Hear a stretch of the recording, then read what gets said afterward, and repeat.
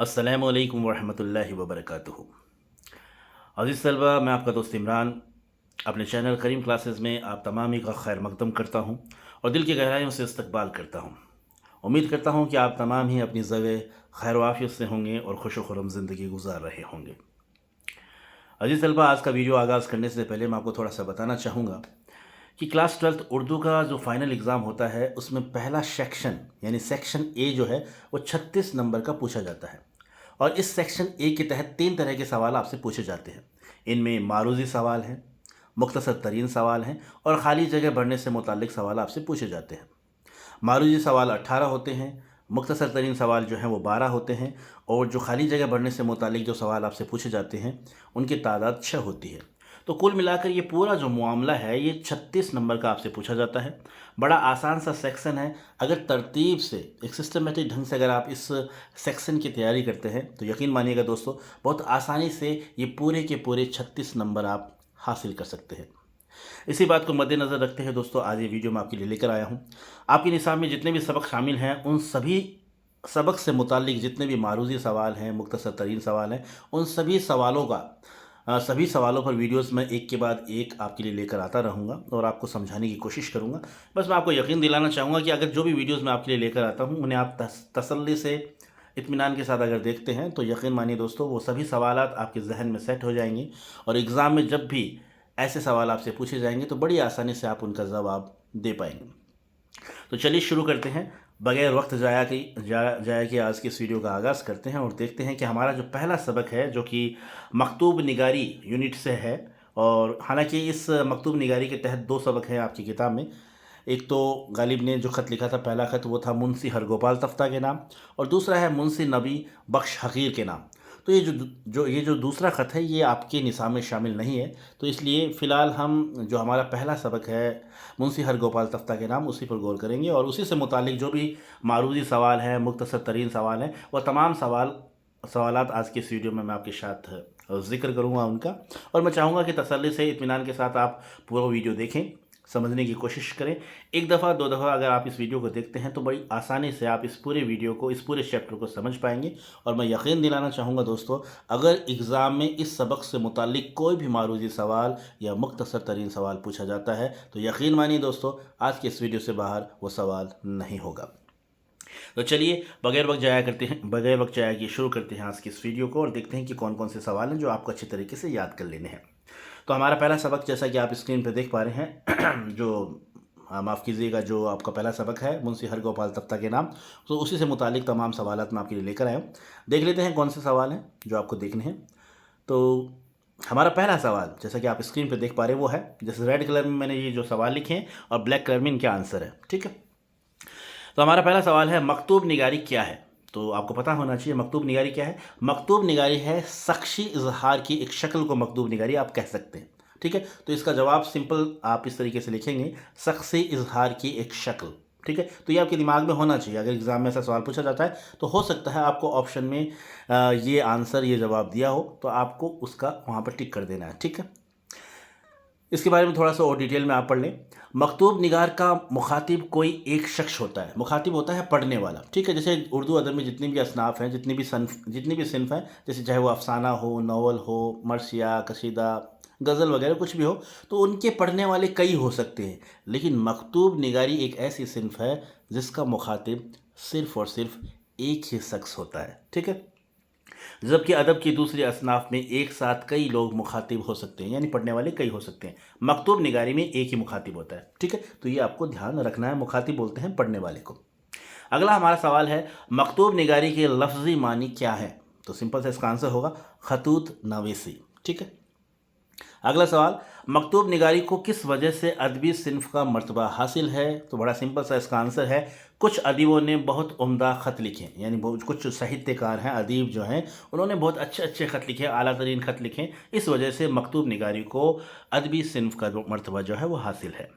अगला हमारा सवाल है, मकतूब निगार किसे कहते हैं? तो जाहिर सी बात है, मकतूब निगारी जो है वो खतूत नवीशी को कहते हैं। तो मकतूब निगार कौन हुआ? मकतूब निगार हो गया ख़त लिखने वाला, जो ख़त लिखता है उसे हम बोलते हैं मकतूब निगार, ठीक है। आगे देखते हैं, अगला सवाल हमारा है, अच्छे खतूत अदब पारों के तौर पर पढ़े जाते हैं। ये बात आपको ध्यान रखना, आपके सबक में से ही ये लाइन ली गई है। कई बार खाली जगह को भरने से मुतालिक जो सवाल पूछे जाते हैं उनमें इस तरीके के सवाल पूछे जाते हैं। तो ये लाइन भी आपके जहन में होनी चाहिए, ऐसे जो जुमले हैं ये जहन में होने चाहिए, ताकि जब भी आपके एग्ज़ाम में आपसे इससे मुतालिक कोई सवाल पूछा जाए तो बड़ी आसानी से आप उन खाली जगह को भर सकें। तो याद रखिएगा, अच्छे खतूत जो होते हैं अदब पारों के तौर पर पढ़े जाते हैं, तो ये आपको ध्यान रखना है, ठीक है। अगला हमारा सवाल है, उर्दू नसर की मशहूर मकतूब निगार, यानी उर्दू नसर की जो मशहूर मकतूब निगार हैं उनके नाम आपको लिखने हैं। तो आपको पता होना चाहिए कौन कौन से जो मशहूर मकतूब निगार हैं। तो इनमें सबसे जो आला मुकाम हासिल है वो तो गालिब साहब को है।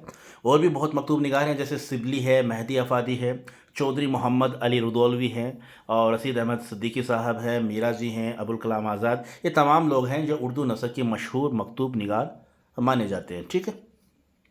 अगला हमारा सवाल है, मिर्ज़ा गालिब की पैदाइश और इंतकाल कब हुआ। ध्यान आपको याद रखना है, इनकी पैदाइश हुई थी 1797 में और इनका इंतकाल हुआ था 1869 में। बड़ा इंपॉर्टेंट क्वेश्चन है, एग्जाम में पूछा जा सकता है। अगला हमारा सवाल है, गालिब ने नस्र निगारी का आगाज़ किस ज़बान से किया। तो सिंपल सा इसका आंसर है, गालिब ने नस्र निगारी का आगाज़ फ़ारसी ज़बान से किया, ठीक है। आगे देखते हैं, हमारा अगला सवाल, मिर्ज़ा गालिब की 3 अहम किताबें कौन सी हैं, आपको याद होनी चाहिए। तो इनकी 3 किताबें हैं। पहली किताब है पंच आहंग, और दूसरी किताब है महर निमरोज़, और तीसरी किताब है दस्तंबो, ठीक है। तो तीनों किताबों के नाम आपको ध्यान में होने चाहिए। आप ये जो अल्फाज लिखे हुए इन्हें भी देख लीजिएगा, ताकि आप दुरुस्त उर्दू लिख सकें, गलती कहीं भी ना करें, ठीक है। अगला हमारा सवाल है, उर्दू में गालिब के कितने नसरी रिसाले शाये हुए, कितने नसरी रिसाले जो हैं वो छपे हैं। तो सिंपल से इसका आंसर है 4, ठीक है। आगे ये जो लाइन मैंने येलो कलर में डार्क की हुई, इसे भी देख लेते हैं। और मिर्ज़ा गालिब का सबसे बड़ा नसरी कारनामा खतूत नवीसी है। आपसे पूछा जा सकता है कि मिर्ज़ा गालिब का सबसे बड़ा नसरी कारनामा क्या है, तो आप सिंपल इसका आंसर लिखेंगे खतूत नवीसी।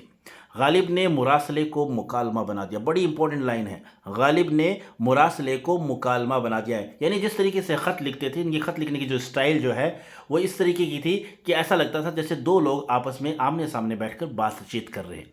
तो इसे कहा गया, मुरासले को उन्होंने क्या कर दिया था, मुकालमा बना दिया था। तो बड़ा इंपॉर्टेंट क्वेश्चन बन सकता है यहाँ से कि किसने मुरासले को मुकालमा बनाया। तो सिंपली इसका आंसर होगा गालिब। अगला हमारा सवाल है, मिर्ज़ा की उर्दू ख़त किताबत का तरीक़ा फ़िल वाक़ई सबसे निराला है। ना मिर्ज़ा से पहले किसी ने ख़त किताबत में इख्तियार किया, और ना ही उनके बाद किसी से उसकी पूरी तकलीद हो सकी। तकलीद मतलब होता है नकल। तो ये कौल जो है किसका, ये कथन किसका है, तो सिंपली इसका आंसर होगा अल्ताफ़ हुसैन हाली। अगला हमारा सवाल है, गालिब को उर्दू खतूत के 2 मजमुओं के नाम लिखिए। यानी गालिब के जो उर्दू खतूत के 2 मजमूए हैं, संग्रह है, कलेक्शन है, उनके नाम आपको बताने हैं। तो सिंपली इसका आंसर हो जाएगा औदे हिंदी, और दूसरा है उर्दू मोहल्ला। ये दोनों ये आपको याद रखने, एग्जाम में पूछा जा सकता है, इंपॉर्टेंट क्वेश्चन है। अगला हमारा क्वेश्चन है, गालिब के खतूत में कौन से साल का माहौल तफसील के साथ रोनुमा हुआ है। तो जाहिर सी बात है 1857 का जो हाल था उन्होंने बयान किया अपने ख़तों में, अपने खतूत में। तो आपको ध्यान में होना चाहिए। अगला हमारा सवाल है, मिर्ज़ा गालिब के ख़तों में क्या चीज़ थी जो उनके कलाम को सबसे अलग बनाती है। जवाब है, यानी इनकी खतूत की जो ख़ास खूबियाँ हैं वो क्या हैं। तो वाक़या निगारी आप कह सकते हैं, मंज़र निगारी कह सकते हैं, जज्बात निगारी, यानी तमाम चीज़ें इन पर उन्होंने बहुत अच्छा काम किया है। वाक़या निगारी पर, मंज़र निगारी पर, जज्बात निगारी पर, ये इनके खतूत की खसूसियात हैं, ठीक है। आगे देखते हैं, अगला सवाल है, मिर्ज़ा गालिब के ख़तों में वाक़या निगारी, मंज़र निगारी और जज्बात निगारी के अलावा किस चीज़ का आंसर है। किस चीज़ का आंसर, यानी किस चीज़ का तत्व और क्या चीज़ मिलती है इसके अलावा। तो इसका जवाब होगा तंज़ व मज़ाह। तंज़ व मज़ाह कहते हैं जैसे व्यंग्य और हास्य, ये चीज़ जो है वो इनके जो है खतूत में आपको देखने को मिलेगी। एक तरीके से व्यंग्यात्मक रूप में वो अपने व्यंग्यात्मक शैली में जो है वो अपने खत लिखते हैं, उसमें हास्य का जो अंसर है तत्व भी पाया जाता है, मज़ाह का जो अंसर है वो भी पाया जाता है, ठीक है।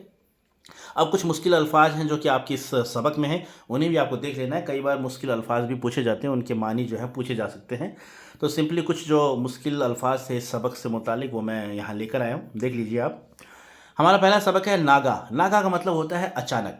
जब आप ये सबक पढ़ेंगे, पहला सबक आप, तो उसमें ये अल्फाज आपके सामने आएगा, तो आपको ध्यान होना चाहिए। नागा का मतलब होता है अचानक। दूसरा हमारा सब अल्फाज है, लफ्ज़ है इम्बिसात। इम्बिसात का मतलब होता है खुशी।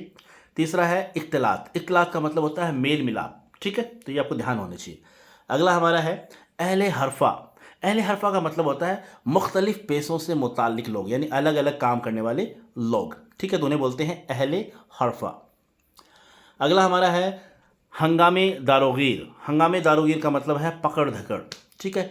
अगला है जहार। जहार का मतलब होता है हरगिज़। और लास्ट हमारा जो लफ्ज़ है, अल्फाज है, वो है मुबालगा जानना। मुबालगा जानना का मतलब होता है गलत जानना, ठीक है। तो ये कुछ चंद मुश्किल अल्फाज थे जिनके मानी मैंने यहाँ पर दिए हैं। आपको ध्यान होना चाहिए इनका क्या मतलब है। कई बार एग्ज़ाम में इस तरीके के सवालात पूछे जा सकते हैं, पूछ लेते हैं। अगला हमारा सवाल है गालिब ने पहला ख़त किसके नाम लिखा था। बड़ा इंपॉर्टेंट क्वेश्चन है और यही आपका सबक है। तो गालिब ने अपना पहला ख़त लिखा था मुंशी हर गोपाल तफ्ता के नाम, और यही आपके निसाब में शामिल है। दूसरा ख़त जो गालिब ने लिखा था वो आपके निसाब में शामिल नहीं है, इसलिए यहाँ पर मैंने उसका कोई जिक्र नहीं किया है, ठीक है। हालांकि वो दूसरा ख़त है, वो मुंशी नबी बख्श हकीर के नाम उन्होंने लिखा था। अगला हमारा सवाल है मुंशी हर गोपाल तफ्ता से ख़त में इब्तदाई सत्रों में किस बात का जिक्र किया गया है। तो जवाब सिंपल सा है इसका, आपसी गहरे जो ताल्लुकात थे उनका उन्होंने स्टार्टिंग में अपने ख़त की शुरुआत में जिक्र किया है, ठीक है। तो आपसी गहरे ताल्लुकात का जिक्र किया गया। अगला हमारा सवाल है गालिब ने तफ्ता से दिल्ली के मुसलमानों के बारे में क्या क्या बताया। तो जवाब हो जाएगा शहर में ढूंढने से भी मुसलमान नहीं मिलता, यानी वहाँ के हालात बताए कि ऐसे हालात हैं दिल्ली के कि यहाँ पर ढूंढने से भी मुसलमान नहीं मिलता है।